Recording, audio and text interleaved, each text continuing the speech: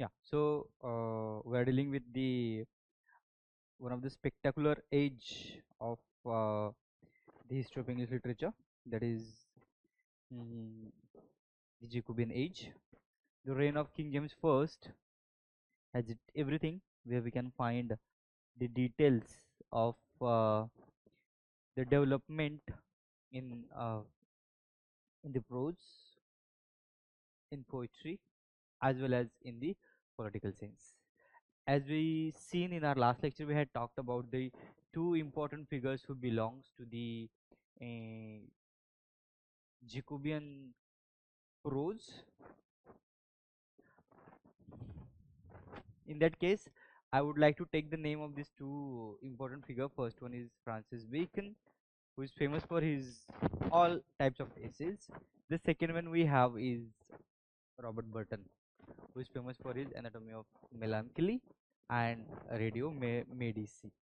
So as we move forward and see to talk about this age and the writers of this age, we have seen that how the fundamentally this age uh, has proven that anything in literature leads to the development, leads to the change. And in that case, we have seen that the autobiographies, biographies, maps, um,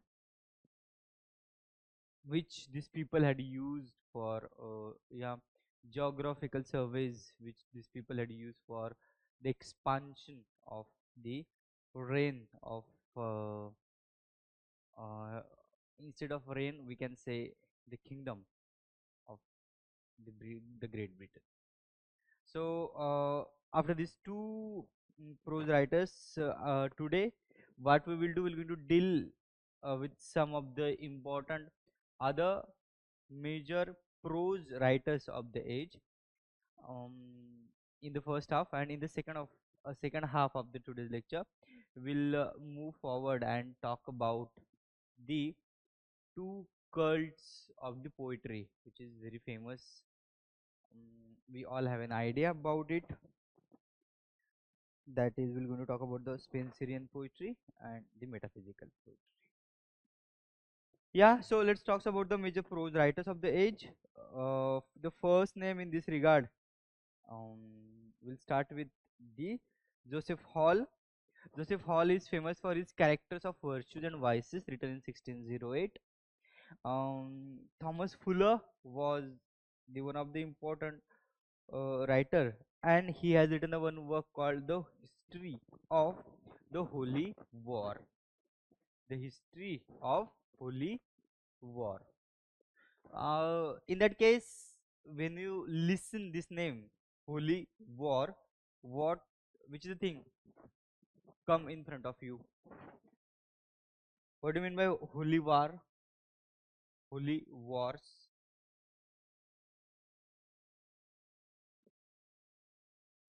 Have you ever heard the name the Crusades?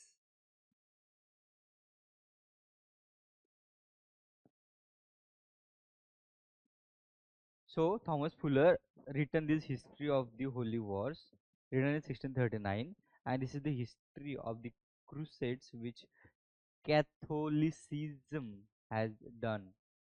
Means Catholicism has done means there were several wars which has been fought to spread the Catholicism, spread the Christianity, and on the name of the God, these people had fought uh, numerous wars, and the history of these wars written as the history of the Holy Wars in 1639 in the form of these.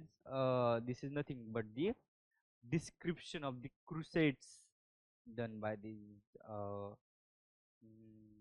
Catholicism, Christianity, written by Thomas Fuller. Then Folk Greville's Life of Sydney, written in 1625, was considered as one of the monumental work of the age. So, apart from this, John Donne's sermons like introspection and autobiographical questioning, which was written in the prose form. So no worries, we're going to talk about the John Donne under the title of metaphysical poetry. But as we are discussing the prose of the age, we can't deny the contribution of John Donne in the form of sermons like inspection and autobiographical questioning. This is the name which he has given to it. Okay. Example given for this one, that is, if I accuse myself of original sin, wilt thou ask me if I know what original sin is? I know not enough I know not enough of it to satisfy others, but I know enough to condemn myself and to solicit thee. That is one of the quotation by the John Donne sermon. Uh, this I'll repeat it for you. That is, if I accuse myself of original sin, wilt thou ask me if I know what original sin is? I know not enough of it to satisfy others, but I know enough to condemn myself and to solicit thee. This is the quotation, and it has taken from the Devotions upon Emergent Occasions, written in 1625 by John Donne. So, as I told you, John Donne is one of the mm, gracious figure in this age, but not only with his metaphysical poetry, but his prose are also that much important, or that much accurate, talking about the contemporary society, about the religion, about the um, manifestations of human recognition. Then we can say that he was the one who just talks about the different aspects of the humankind. So we're going to come to this point, that is John Donne's poetry later. As we're dealing with the major prose writers of the age, I just want to tell you about this thing, that is John Donne. Along with his poetry, he's famous for his sermons, and one of these I have just quoted right now. Okay, Richard Hawkelt was the and along with Richard Hawkelt, we have Samuel Purchas. These two are considered as the main figure of the Jacobean prose writing. The first documents on English colonialism, that is kind of geographical imagery, has been written by these two, Richard Hawklet and Samuel Purchas. This was uh, what we can say. Uh, as we see under the glasses of the administration, this book, even today, is very important to just trace the history of English colonialism, which has been written in the early stage of the colonialism by these two writers, that is Richard Hawklet and Samuel Purchas. Okay, a body of writing that embody English ideas about other nations and England itself. This was the thing which has been described about this book. That is the first document on English colonialism, geographical imagery. Um, so apart from this, there were several writers who belongs to this age, and they had played a very important role in the development of the prose also. We had talked about the Francis Bacon, Robert Burton, Thomas Fuller, and the several others. Ben Jonson, specifically considered as one of the famous who associate with the drama. I don't think so. There is anyone other apart from this one. But let me take a glance.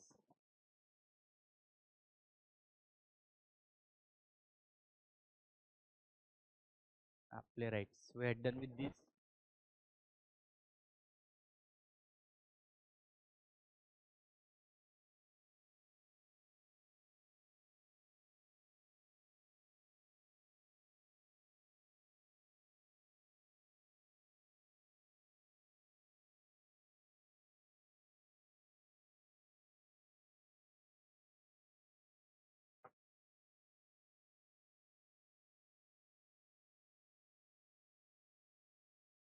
So dramatist also done with these writers. Yeah. So according to me, most of the prose writers has been done. Is there anything which remain? Please let me know. We'll discuss about them. I don't think so that there is anything else. So any questions regarding prose, Jacobean prose?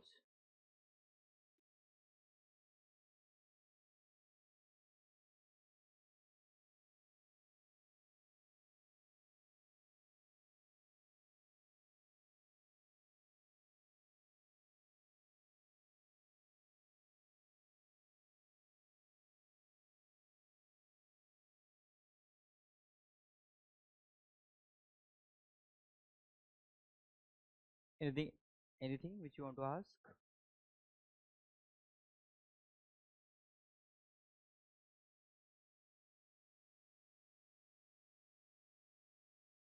Fine. So as I told you, uh, when we talk about the Jacobean poetry itself, um, it is divided in two important parts. The first one is Spenserian poetry, and the second is the metaphysicals.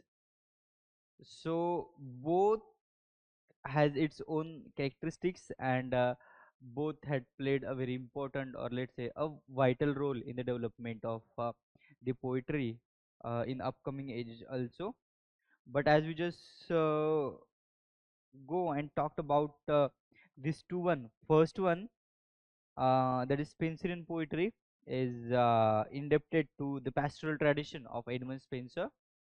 The name itself gives us an idea that this one is associated with the Edmund Spenser, and that's why, on the basis of the ideas of the Edmund Spenser, this poetry was flourished in this age. Means these people had uh, the Spenserian. Okay, what they have done, Spenserians, they considered Edmund Spenser as their role model, and on his footprints they have wrote their own poetry. On the other hand, when we talk about the metaphysicals, John Donne and others are the main exponent of the metaphysical poetry. They affecting the metaphysics. Actually, these are what we can call them, metaphysical poets, and the metaphysics itself, that was not the name given to them, but yeah, it was later that several writers come into the picture, and they categorize this metaphysical poetry. Okay, we'll talk about them when we talk about the metaphysical poetry in the deep. I'm just telling you the uh, overall inspection of these two types of poetries. So Spenserians and the metaphysicals, when we talk about these two, one again the one name come into the picture, that is the Ben Jonson. When we talk about the Ben Jonson, he was difficult to classify. Okay, but he mainly a satiristic and a dramatist. We haven't heard about this one, but even he has written some translations. Again, when you talk about his poets, uh, when we talk about his poetry, he had written some odes, songs, and epigrammatic verse. Epigrammatic verse. Um, as we just go forward and try to dig down a bit in the Ben Johnson's writing skills, we can find that he also written some songs and poems. Means what he has done, he had include some songs and poems in his plays. Okay, in that case, we can take the example of the William Shakespeare also. William Shakespeare has put most of his sonnets, not most of, but yeah, in most of his plays he used some sonnets, some plays, some poetry. Okay, and he has given it as a dialogue in his character's mouth. So, one of the best example of it you might have heard about that poem. One of the famous one,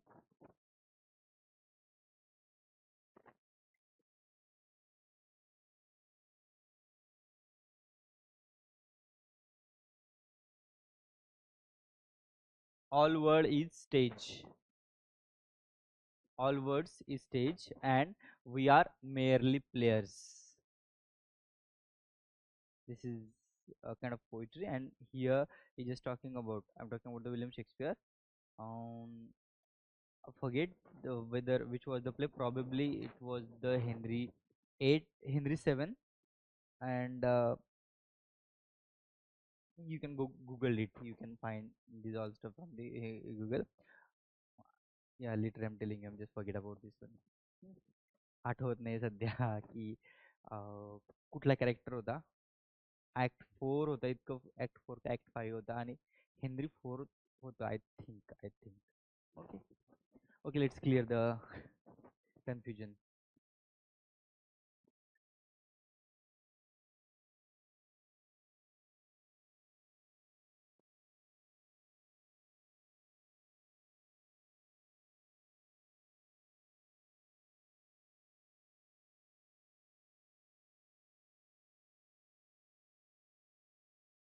All words a stage.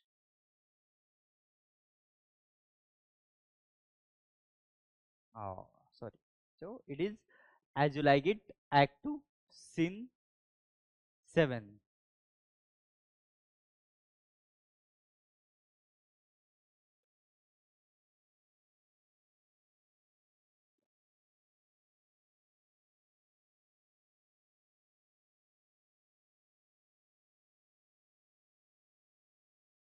So all word is stage. Last scene of all that ends this strange eventful history is um, second childness and mere oblivion. Okay, ठीक है. So it's taken from William Shakespeare's play As You Like It. These lines are spoken by Jack in Act 2, Scene 7. Act 2, Scene 7. Jack's. So these are the some details we must have an idea. So unlike these, uh, Ben Johnson also had given some kind of uh, means he had written some songs and plays and included in his plays. Uh, the poems which he has written, these are more like definitions. So that's why we have considered him as one of the famous dramatist only and not as a poet. Hope you just got my point. Yeah, let's talk about the Spencerians. The Spencerians.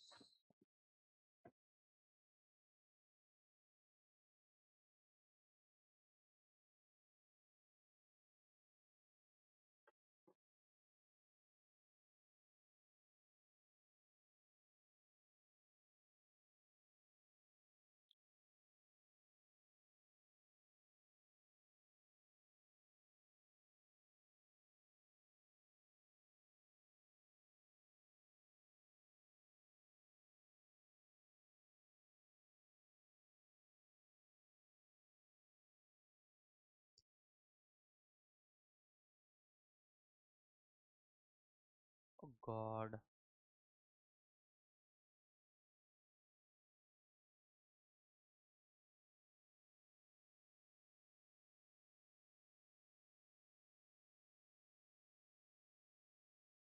last.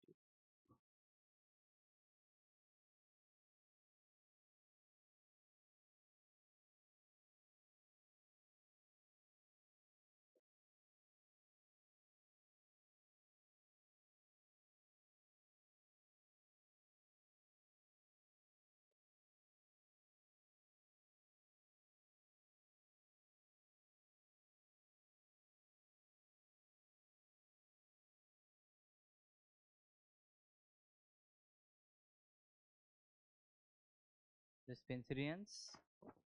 Let's talk about their characteristics. What they have done, they just preferred some pastoral themes and subjects. So one of the first characteristics of Spenserian poetry that they preferred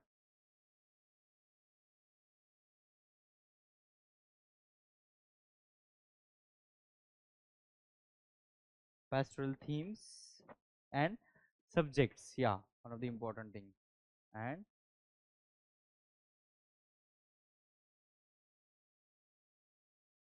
pastoral themes and subjects. Uh, yeah, second and very important one, they wrote narrative poetry.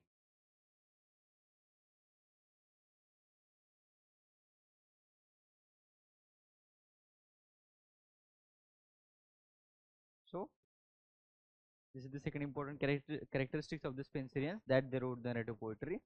Uh, in their poetry, we can find what they have done. They just idolized the golden age of England.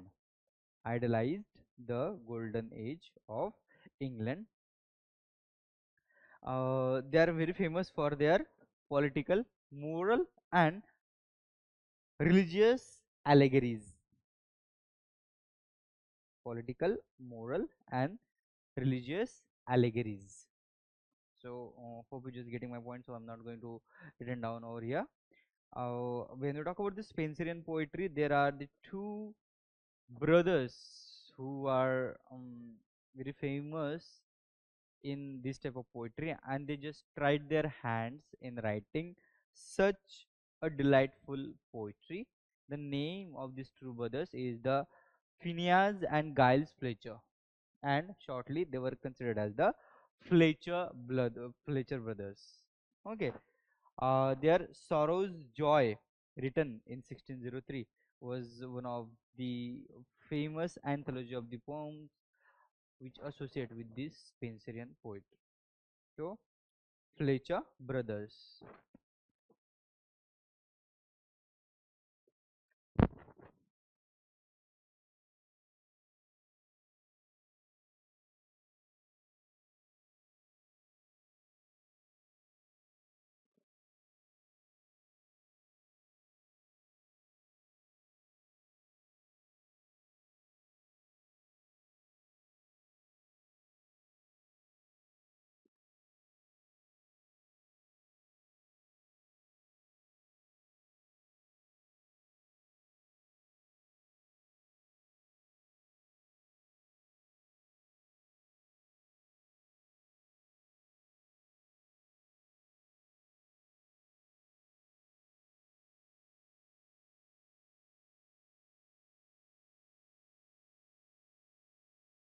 So, Fletcher brothers, Sorrow's Joy.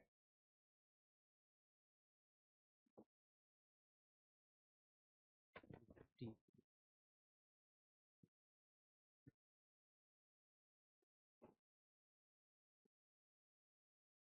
Mm,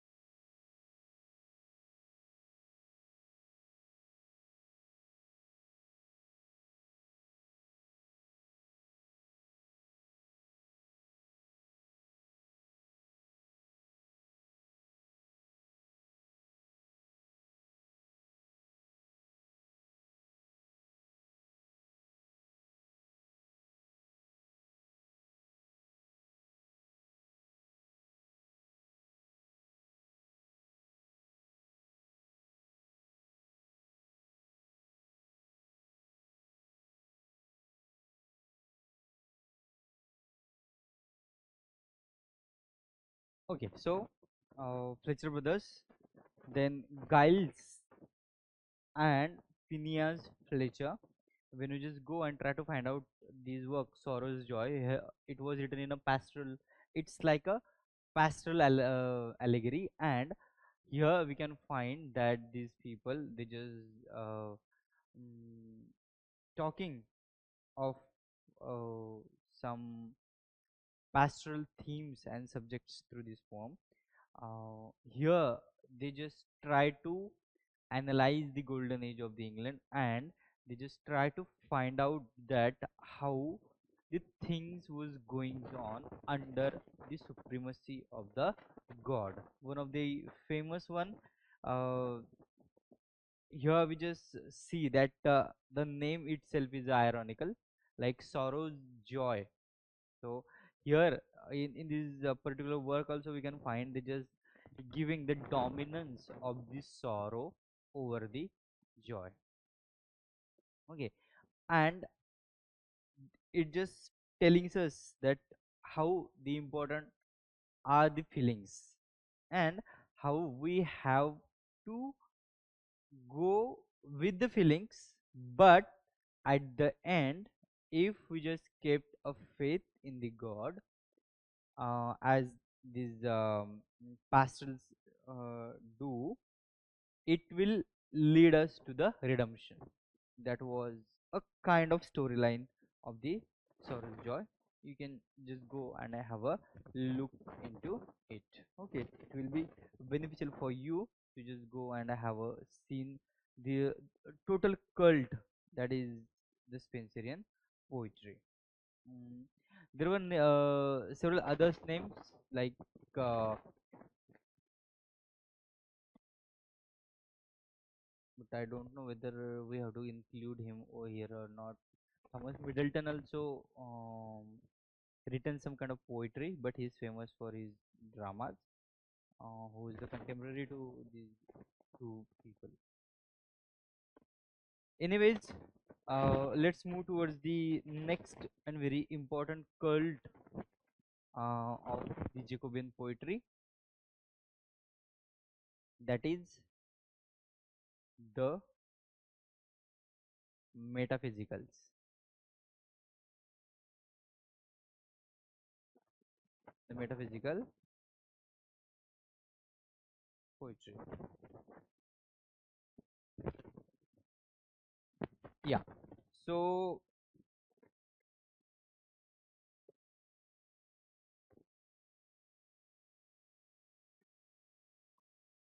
this word metaphysical poetry was used by, actually it was associated with the this name is associated with the poetry written in the uh, first half of the mid 17th century, that is from 1620 to 1640. This was the time frame where this poetry has been written. And John Dryden, who described the poetry of John Donne as affecting the metaphysics, and through this one we have this name like metaphysical poetry. But Dr. Samuel Johnson was the person who uh, considered this name the metaphysical poetry. When you talk about the Dr. Samuel Johnson, he used it as a pejorative in 18th century, but uh, the modern writers, modern poets, they admire the metaphysical poetry a lot. So that's why the remark of the Samuel Johnson has not that much influence. We can find that uh, when Samuel Johnson talk about the metaphysical poetry, what he says that they did not find their anti-romantic qualities approving. Okay, so the one thing which we all have an idea, or we must uh, familiar with, that is in Elizabethan age there is a cult of the dramatists. They were called as a university wits. Okay, so these metaphysical poets, they were also uh, not by the all writers or all the critics. Some of the critics, they considered these metaphysical poets also as a kind of university wits. Okay, means they just consider them to the similar one. Why? Because these people are very intelligent. We can find they just want to show their knowledge through their poetry, and that's why it's considered that the metaphysical poetry is one of the hard, one of the confusing kind of poetry in the literature.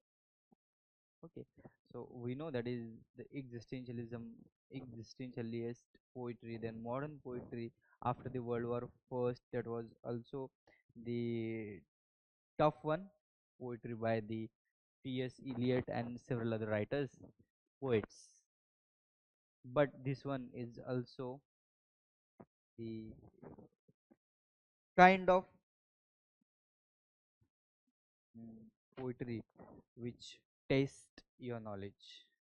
Okay, so as we move forward and see metaphysics, a traditional method of arguing popularized by the group of philosophers called the scholastics, and they were called as a metaphysical poet or metaphysics. Okay. Meta, when you talk about the literal meaning of the metaphysical poetry, that is meta means after. So that's why this metaphysics poetry is types of poetry that deals with the questions that can't be explained by science. So meta,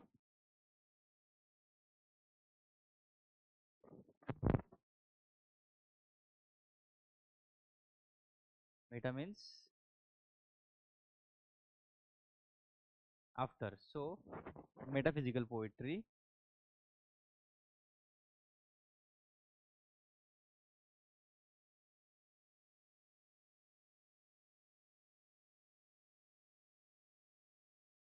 deals with the questions that can't be explained by science. Questions that can't be explained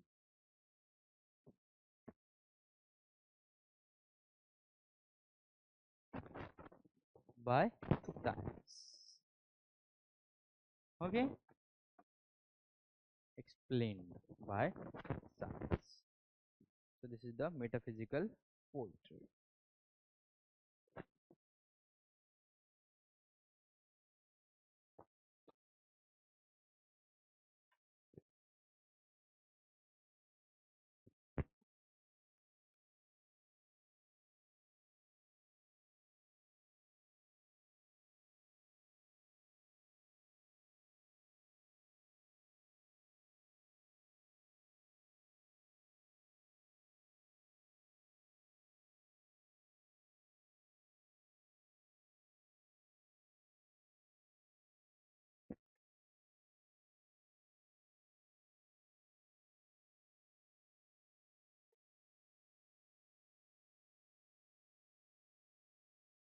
Hope you just see the screen.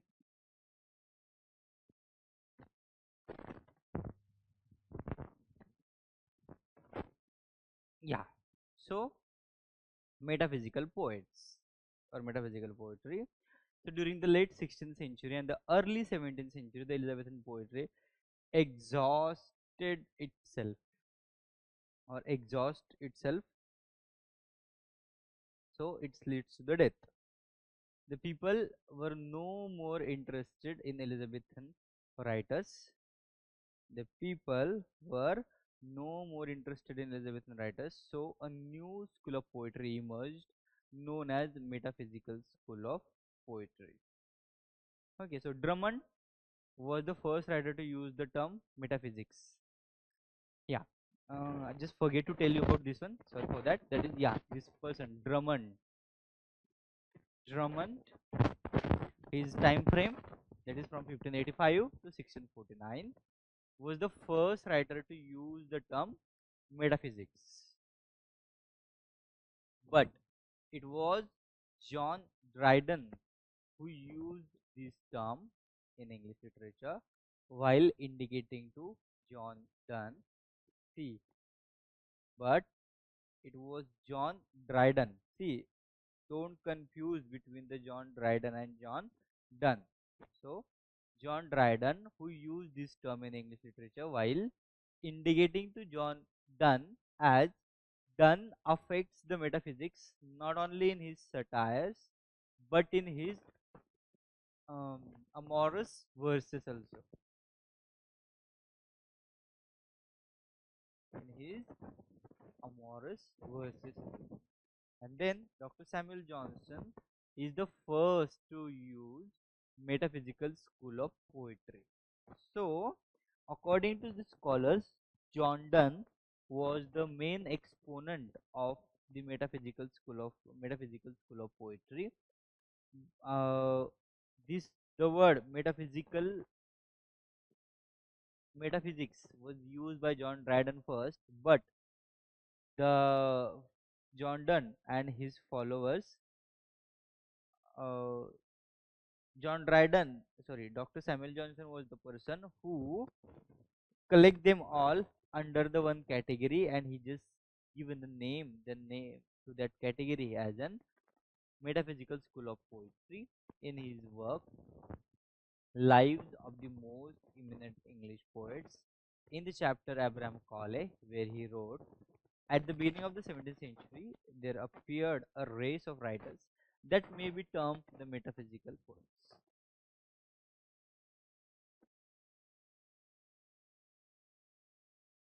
So, this is the history of the name called metaphysical poetry.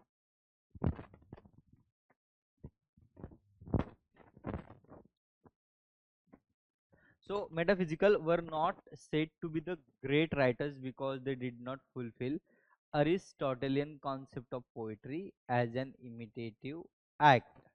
They did not imitate anything. So, see, as they did not imitate anything, they were considered as the not the great writers. They were not writing to please anyone or to instruct, but to create suspense or mystery and to achieve their aim. And they employed conceits in it. So they are the writers who um, had done the different kind of experiments with their poetry. And then Dryden said that Donne must be a great poet, but he is not a good writer. That was the one thing about them. T.S. Eliot wrote a critical essay, that is the metaphysical poet. And these are the names associated with the metaphysical poetry.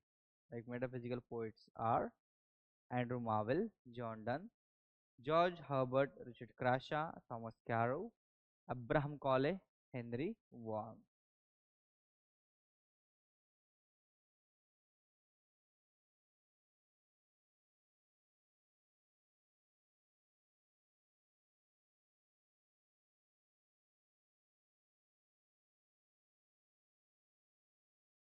So, characteristics of metaphysical poetry: noble thought, diction, and action. Noble thought, diction, and action. Their thought and ideas were unique. They did not imitate anything. Yeah, that was the important point which we already discussed. Walter Scott says the metaphysical played with thoughts as Elizabethan played with the words.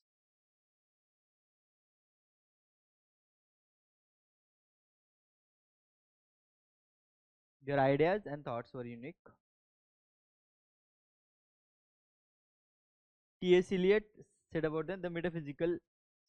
Yeah, this one we must have an idea that is the metaphysical's unification of sensibility is perceived for the first time. So unification of sensibility, that is the stuff they were talking about. Yeah, we'll come to it.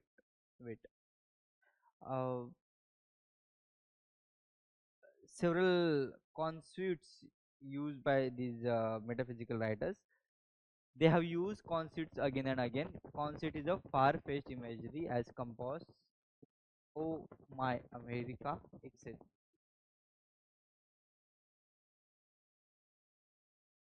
Yeah. So learnness of unconventionality. Dr. Johnson said metaphysicals were the man of learning, and to show their learnings was their whole endeavor. They copied neither nature nor life. This is a kind of criticism against them.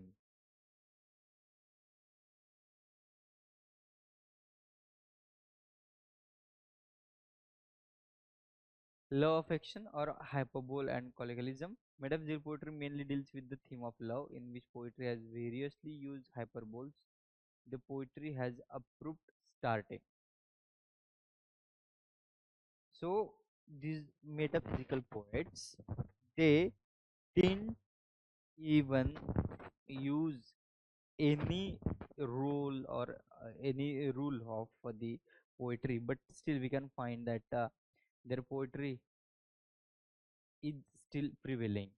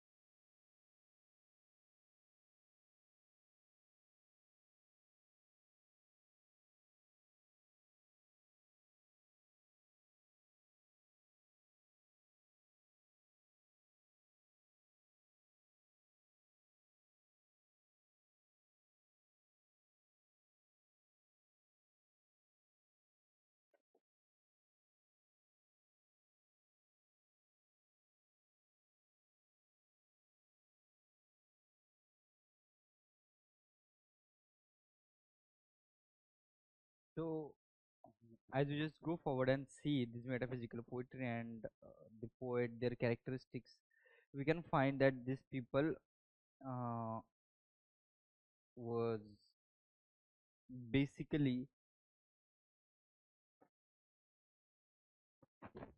the one who talks about the supernatural elements in their poetry. How we come to it soon. Um, yeah, we talked about the metaphysical poetry. Their writing writers, they were not a proper school or movement, we can say, but they have just shared characteristics. So as I told you, that is they were sometimes they just getting compared with the university wits, but yeah, these people are the learned person, and they have applied the themes in their poetry also, even though they have just shared characteristics. But then Dr. Samuel Johnson compare, just collect them all and give them their cult the name as the metaphysical school of poetry. Okay, when you talk about the characteristics of their works, they reacting against the deliberate, smooth, soft tones of the 16th century. Um,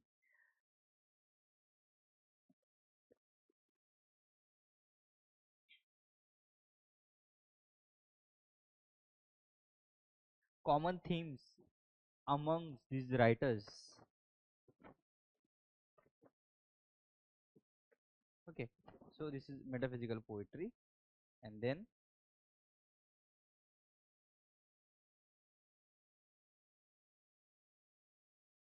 common themes. So in that case,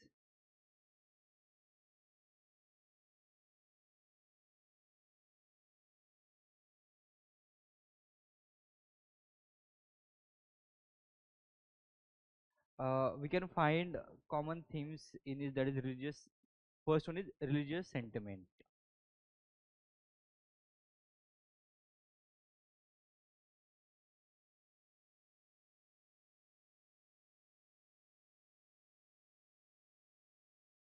Religious sentiments. Then carpe diem. One of the thing you must have an idea.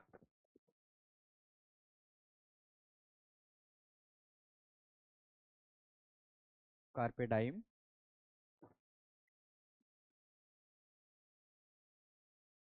Man's relationship with God.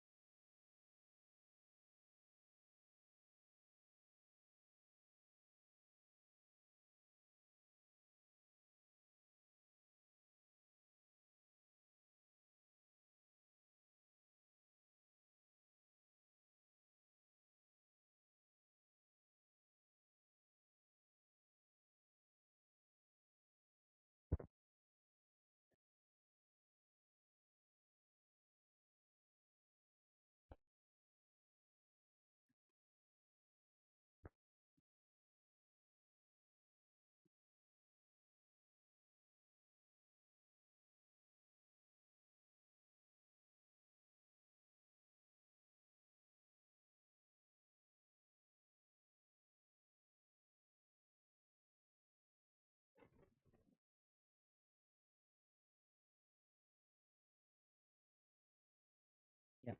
So man's relationship with God. These are the common themes we can find in these writers. Uh,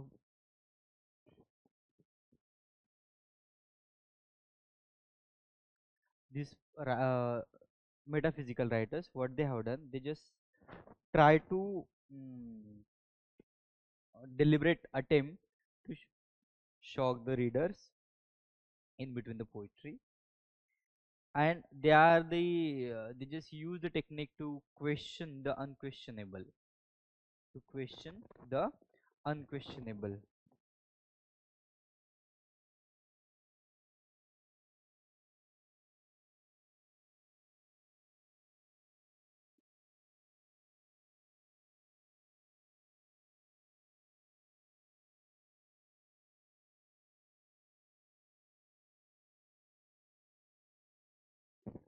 Okay, so when you talk about these themes, they just come up with it, and they also develop some features through it. Okay, so what are the features of the metaphysical poetry? They use everyday speech, unusual logic and images, exaggerate not always easy to understand, strange and artificial metaphors, there is conceits, a mixture of wit and seriousness. So, as we just move forward and see, they uses everyday speech, unusual logic and images, exaggerated and not always easy to understand, strange and artificial metaphors. So basically their poetry is full of metaphors. When you just go and study it, you will find it. So my all is my vegetable love, that is one of the example. So such kind of mm, metaphors these people had used. Metaphysical concepts were comparing objects which have no apparent connection. That is the another style of these people's writing. So comparing objects which have no apparent connection. Example given is a comparison of love with the astrology, lovers to a compass. One of the famous poem by John Donne, the compass one. So see, comparison of love with astrology. So see, this is the one stuff where we can find that comparison of love with the astrology. So the comparing object which have no apparent connection. So the same thing we can find over here. There is no connection between the love and the astrology.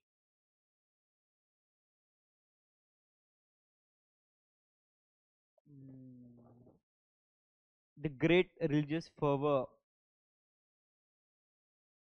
and human love, sensuality, we can find they just combined these two in most of the poems of this type.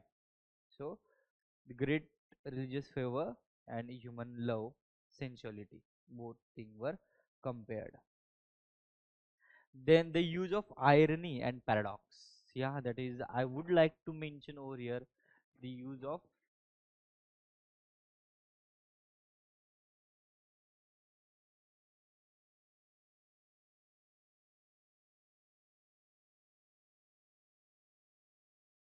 So if you have not studied the figure of speeches and you want to study metaphysical poetry, so first of all you have to go and revise your figure of speeches, and then only you can study the metaphysical poetry or metaphysical school of poets. Okay, so the use of irony and paradox we can find in their writings. Uh, as more we go forward, we see that it's difficult to decide whether the poet is being serious or casual. So the approach of the poet towards the poetry, towards the poem, is we can't find whether it is serious or casual. So this is the thing which we can say about the metaphysical school of poetry. So these all are the characteristics and features, common themes which we had discussed. Any questions regarding this?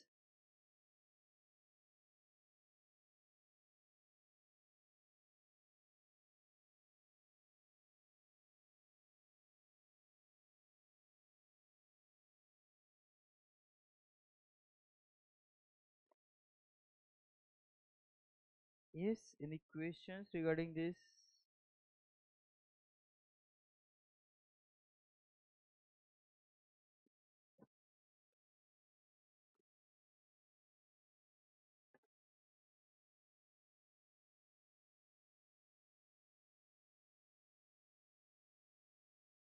Okay, so I would like to start with these metaphysical poets, and this was the first person who had played an important role in the development of the metaphysical school of poetry. He is no one other than John Donne. So just have a look on him and then we'll discuss his writings.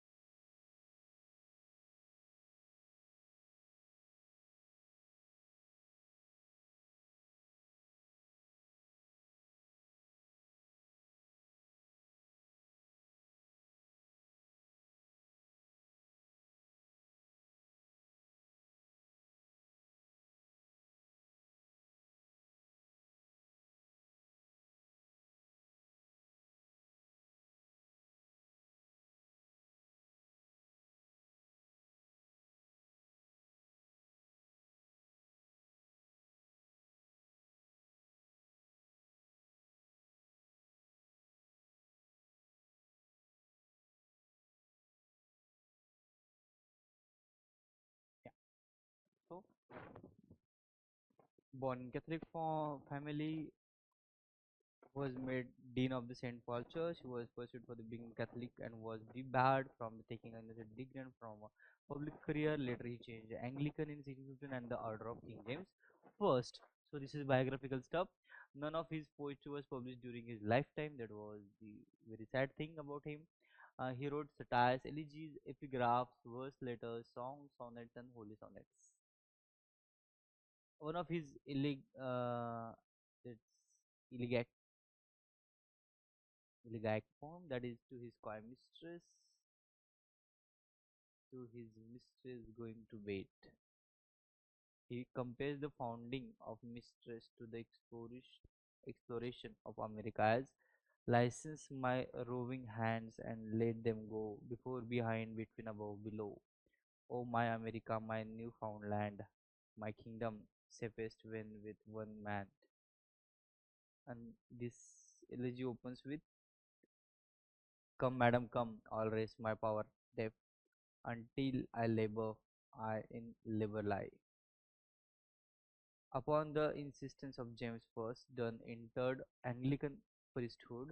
He is known for moving sermons and religious poems written by him, and this religious poem is nothing but the metaphysical poetry. He wrote 19 holy sonnets, also called Divine Meditations, title of Hemingway's For Whom the Bell Tolls and Thomas Merton's No Man is an Island are taken from Donne's Divine Meditation 17. For his patron Robert Drury, Donne wrote two anniversary poems, An Anatomy of the World 1611, Of the Progress of the Soul 1612. In 1610 and 11 he wrote two anti-Catholic polemics, Theas Pseudo Martyr and Ignatius his Conclave. Then Ben Jonson criticized him, saying, Done for not keeping off accent deserve hanging, because his rhythm resembles as a casual speech.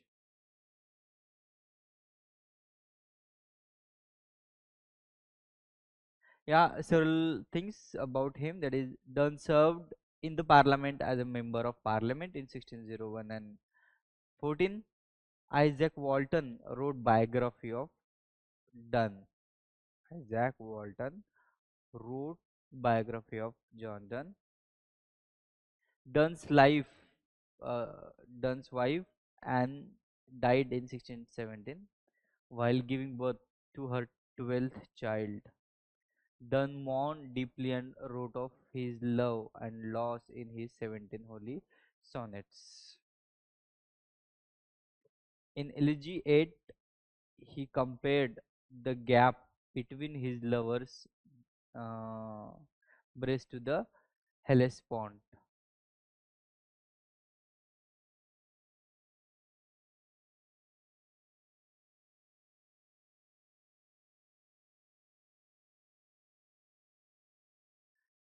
He wrote An Anatomy of World. He wrote a poem, A Nocturnal upon St. Lucy's Day, being the shortest day, in 1627, on the death of his friend Lucy, Countess of Bedford, and his daughter Lucy Dunn. In his sonnet 10, Death Be Not Proud, he challenged the belief that those who die are sent to heaven to live eternally. The famous line of the sonnet is, Death to be not proud, thou some call thee mighty and dreadful, for thou art not so. Yeah, this is the important thing, that is, uh, Donne is considered the master of the metaphysical conceit and an external and extended metaphor. For example, in his A Valediction Forbidden Morning, he compares two lovers who are separated to the two legs of compass.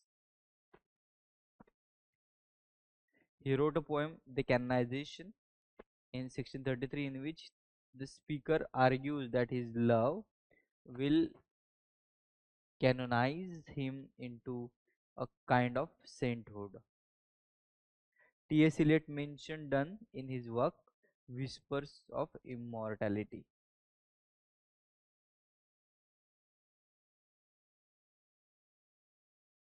Thomas Carra wrote Elegy for John Donne. Donne revolt against the tradition of Spenser, and that's why he was against the Spenserian poetry.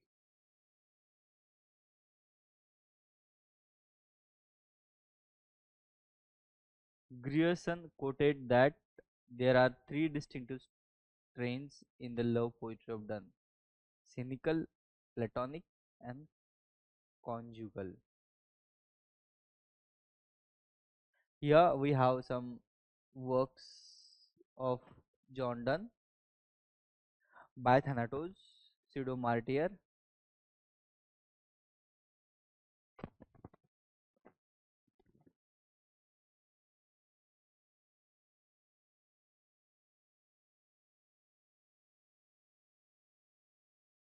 Ignitus, and Conclave. Yeah, these are his famous holy sonnets,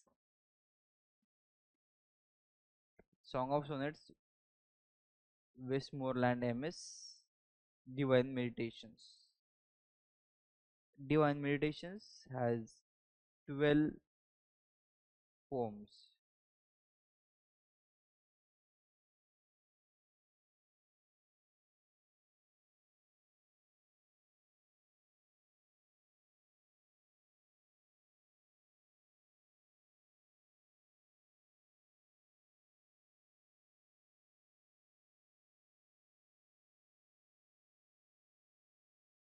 Bitter My Heart was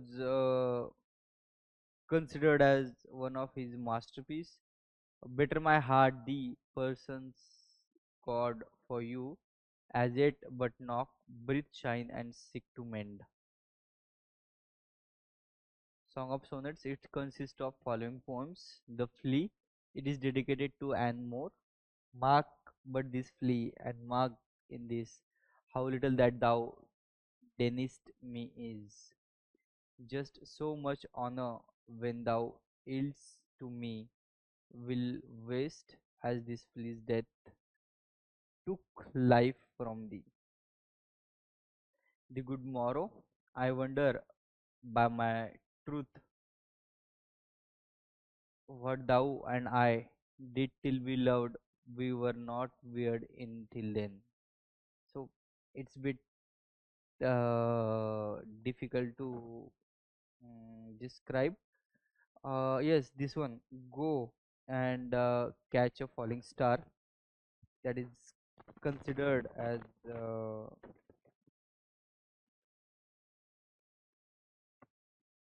another famous work by John Donne.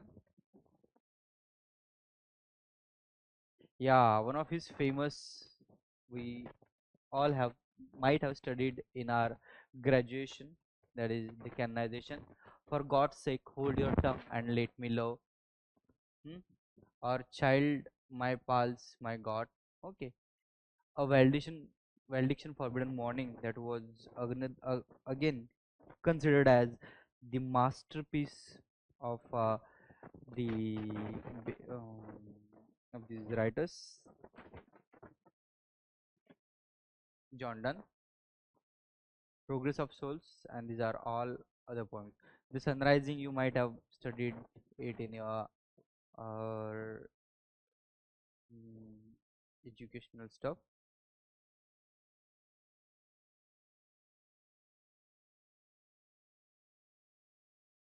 Yeah, some epithalamion or marriage songs written by Donne. Uh, Epithalamion and prethalamion are the two things. Mm, Epithalamion means marriage songs by Donne. On the Lady Elizabeth and Count Palestine, he has written the one. There were several elegies by John Donne has written jealousy, the anagram, and the other one, to his mistress going to bed, was again one of the jealous written by him. Come, ma'am, come, all raise my powers deep, until I labor, I in labor lie. These are some divine poems written by John Donne: temple, crucifying, resurrections, and the several other ones. So, as we move forward and try to study the John Donne, he was the one who come up with the new kind of sensation with the poetry of the age, and that's why metaphysical poetry is considered as one of the distinguished poetry of the age. Okay, and not only the John Milton, John Donne, I would want to say, was the practitioner of these types of poetry, but there were several other writers who belongs to this cult of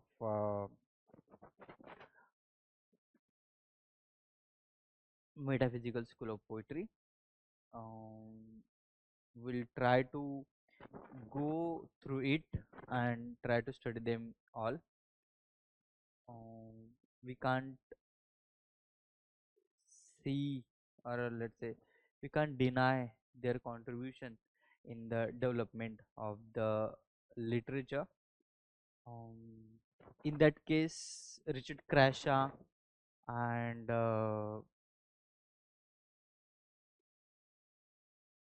what's his name?